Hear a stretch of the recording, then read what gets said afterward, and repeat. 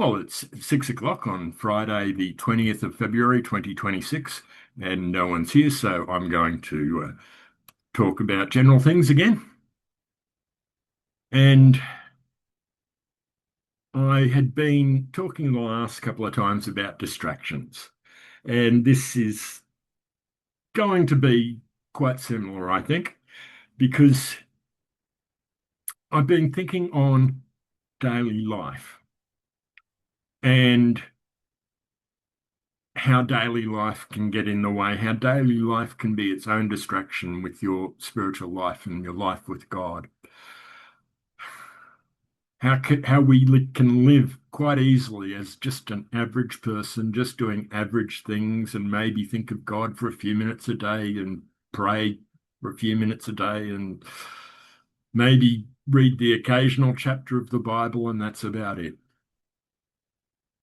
That seems to be an easy way to live life.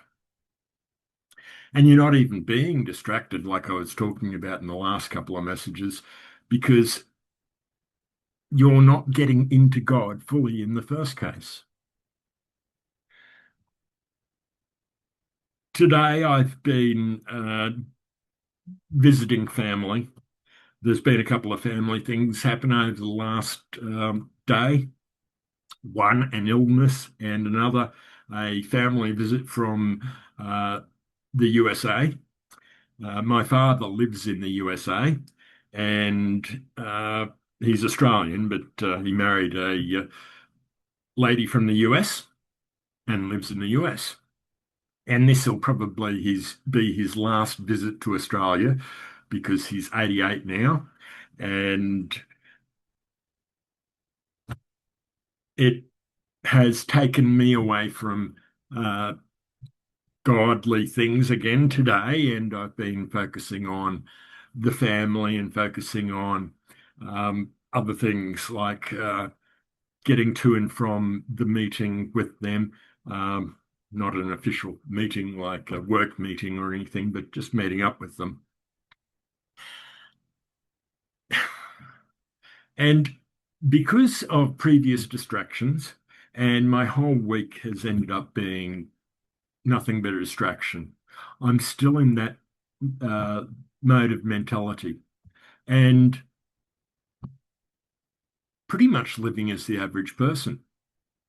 And I notice how different my life is at the moment. When I'm sitting on the bus, I'm not thinking on God like I might have done a few weeks ago. I'm not contemplating if I've got enough time on this bus to maybe start talking to somebody on the bus and tell them about God. I'm not even thinking about that. I'm getting on the bus and thinking, okay, well, I'm going to have to get off at the next stop. I'm going to have to do this. I'm going to have to do that.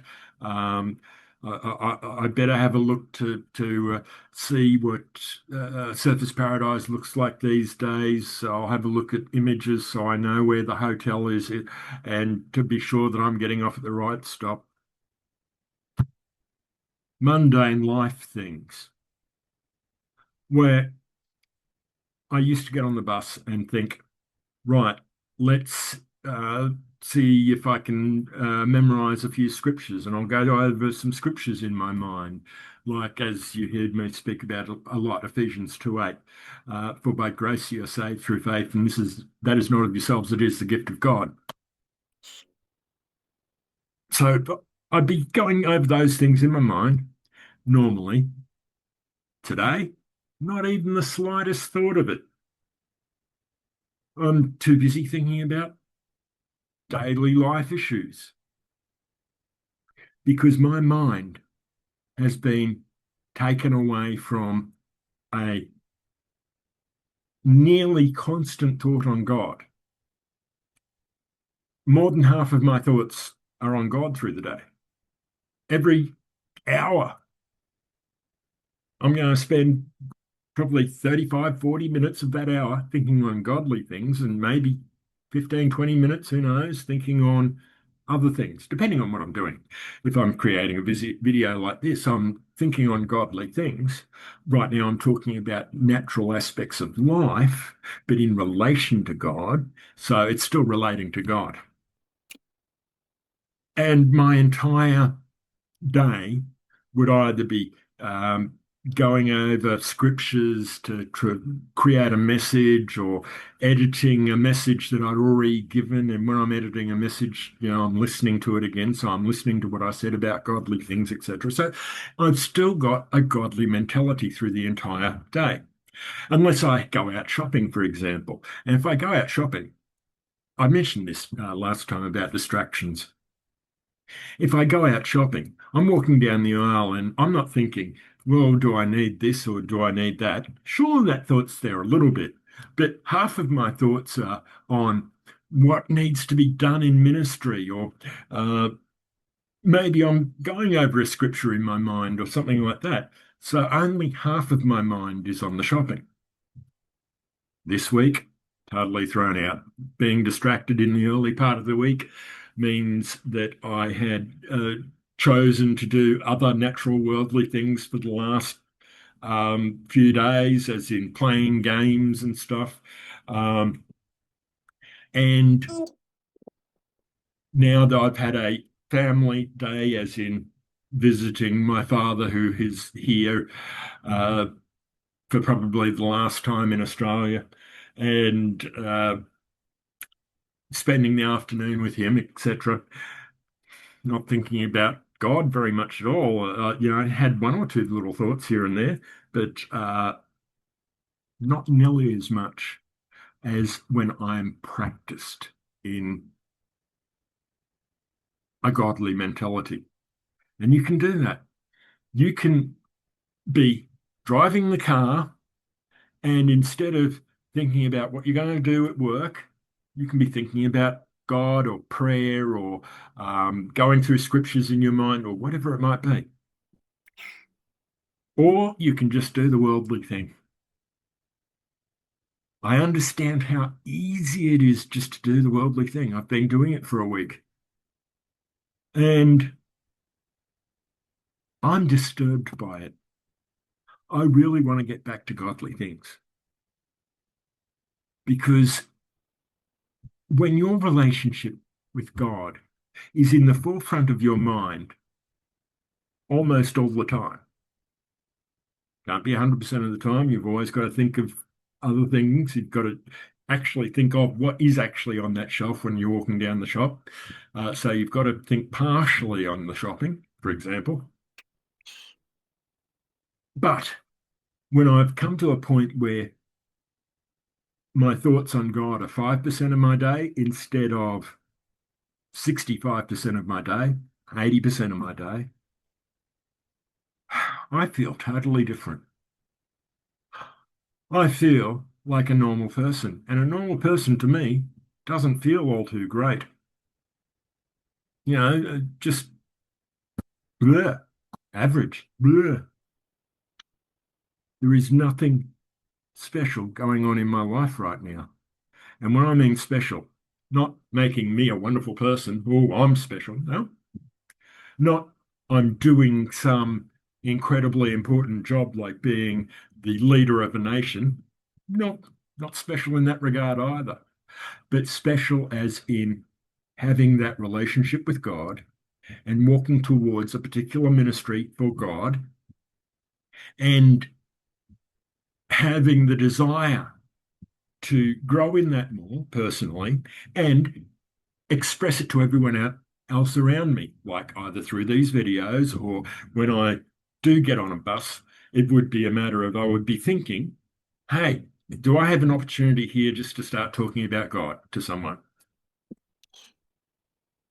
We don't have those thoughts in our average normal days as average normal people. I know that. I just spent the week doing it. And it disturbs me for you on God's behalf. I am disturbed in what's happened with me. Not that it's wrong, disturbed, but it's not as godly as it could be. God isn't glorified as much as he could be. I haven't done anything for God like I could have. And then I realized that chances are God's probably had me go through this to get me back in touch with the average person again. Because after about 10 months of having a near total focus on God and godly things and ministry things, etc., my comprehension of the normal person can get a little skewed, can be a little bit off because I don't realize the difficulty there can be in changing your mindset to make your mindset that godly mindset, that mindset that is going to be in prayer most of the time, or memorizing scriptures a lot of the time, or looking for opportunities to tell people about God, etc. All those things and more, or other kinds of ministry, or what you might be able to do for somebody at church, or uh, what you might be able to do for maybe a neighbor that might bring them to God, whatever it might be. Any thoughts like that are still godly thoughts because even if it's what you might be able to physically do for a person, and you might be thinking, oh, well, that person is struggling, so maybe I could take them some shopping and give them some extra food. And when they ask or say you shouldn't have done that, that might be an opportunity for me to say, well, I believe in God, and God would have me do that, and therefore create an opportunity to talk to them about God. So even thinking of that practice, thinking about charity, you are therefore secondarily also thinking about God. How much do we really give our lives to God? The great majority of us have spent our Christian lives just like I have spent the last week, thinking of God on the very rare occasion. 5 minutes to 50 minutes a day, and 50 minutes a day is probably good. But I also know that if you choose to get in good communication with God, if you choose to get in good standing with God, if you choose to be more Christian than you have been, if you choose to read the word more, pray more, be charitable more, tell people about God more, evangelize more, and therefore be more for God, it can be done quite easily, but it is also quite difficult to do. Easy yet difficult. Easy, well, it's not a big thing to memorize scriptures in a day or to pray. It's not a big thing. It's easy. Prayer's easy. You could start just by saying the Lord's Prayer. If you don't pray very often and really don't know how to pray, start there. It's easy, isn't it? Sure. But remembering to do it and putting aside time to do it is difficult.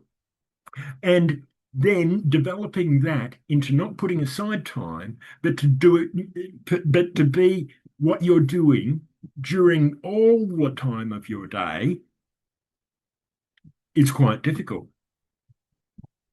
We don't just go from, oh, well, I pray for for a couple of minutes some mornings, every second or third morning I think about it kind of person, to the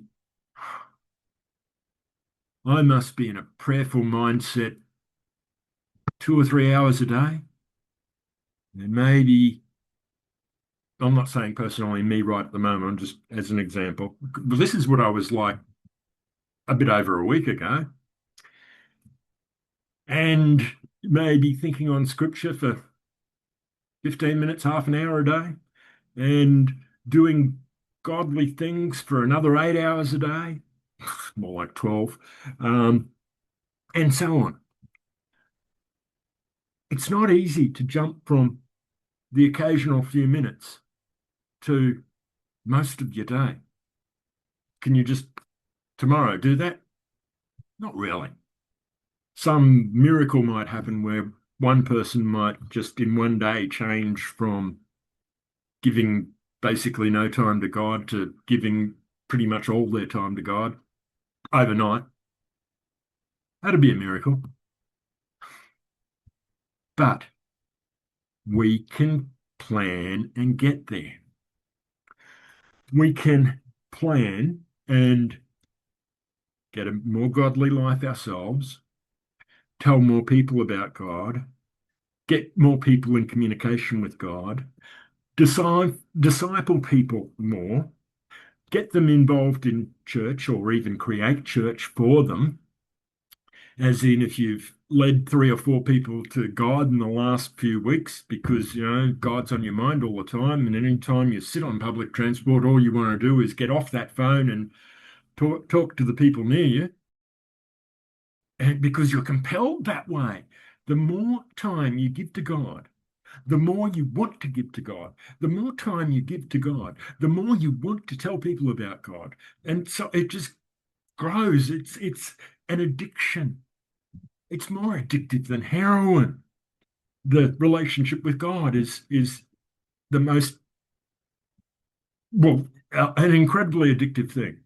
As addictive as nicotine, caffeine, and marijuana, etc. Possibly even more so, because I can go a day without coffee, but can I go a day without thinking about God? Hasn't happened in 10 months. It just doesn't happen. So we can create those habits. How? Well, the first thing I'd suggest is get somebody to work with. Get a Christian friend and say, let's work together to make our lives more godly. Let's communicate more with each other. Let's have times where we're just going to talk about godly things, whether it be talking about particular scriptures with each other, or even reading a chapter of the Bible with each other and talking about it, or praying together, or, and especially, going out and doing those charitable things and the evangelism, etc. So, get a partner. Other than that, write it in your schedule. Other than that, set alarms on your phone or whatever. Write these things down right now if you haven't done so already. Get God in your life more. And that's more than a suggestion there. I'm not suggesting get God in your life more. I'm saying that you don't want to be the servant with one talent that goes and buries it. If you haven't heard the story, I'm confident if you've been watching my videos, you've heard it before, but I'm confident you've heard this before. The very quick version in Matthew, around about chapter 23, 25, I think maybe, Jesus talks about a parable of a master going away. And when he goes away, he gives 5 talents, which is an amount of money, to one servant, two to another, and one to a third. And the one with 5 doubles it, invests it and doubles it. The one with 2 invests it and doubles it. And the one with 1 went and buried it. So when the master came back, the one with 5 said, here's your money and 5 more. And he said, good servant, I'll put you in charge of much. The one with 2, same thing happened. The one with 1 came and said, I was so afraid because you make money where you haven't even invested money. You reap where you haven't sown. And I didn't want to lose it. So I went and buried it. And the master said, "You evil servant, you could have invested it with the bankers and made money for me. You didn't do what you were expected to do. You are therefore going to be cast out where it is dark and weeping and gnashing of teeth and all the descriptive bad things in a sense." So everyone has something. Everyone has something they can do for God. That talent, consider it not money, but consider it your life. What are you going to do with your life? What has God given you in your life? Let's change the word talent to what we consider talent, as in abilities. God might have given five abilities to one person. He used all five and reaped from it. Well, if God has given you only one ability and God has given you only one calling, then that calling, everyone is called to tell people about God. Have you done it lately? Have you told anyone about God lately? If you haven't, it's time to step up and start doing it, because you don't want to be the servant getting cast out, because that's the same as the tares in the wheat. The tares are weeds within the wheat, and the wheat was to be a crop which represents the saved people. And the tares amongst them are the people that call themselves saved, and they're plants just like the saved, but they're not good. So they get torn out and thrown into the fire in the parable. You don't want to be cast aside by God when it comes to judgment, etc. Or the sheep and the goats. Another parable, same story though. It's still about judgment, where the goats must be separated from the sheep. Well, the goats are not the unsaved people out in the world. No, they're amongst the sheep. They look like sheep. They're pretending to be sheep, as it were. They, in other words, say, "Oh, look, I'm a Christian." But how often do I think of God? Oh, basically almost never. Do you lie and cheat and swear? I try not to, but I do on occasion. Well, do you try and do that under your own strength, or do you just leave it up to God and just chase God so much that you find you're no longer lying, cheating, and swearing and whatever else? Oh, I'll try and do it on my own strength. Oh, so you're putting your strength above God's strength. You're saying you're more able to do that than God. Yes. Well, you are one of the goats. You are one of the creatures amongst the Christians, the sheep, but you similarly, you simply look a bit like a Christian.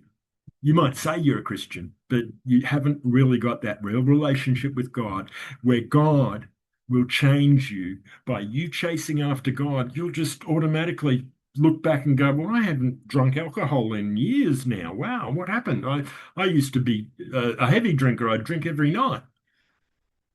Suddenly, you look back and my life has changed, and I didn't do the changing. I didn't go out and attempt to not drink. I just was so busy praying and reading the Bible and going to church and doing godly things that I just didn't find the time to drink because I was too involved with God all the time. When you get God in your life fully, then God just takes all those things away because A, you don't have time for them, B, you're not thinking of them. If you're thinking on God, you can't be thinking on sin, etc. Think about that. Where is your mind at?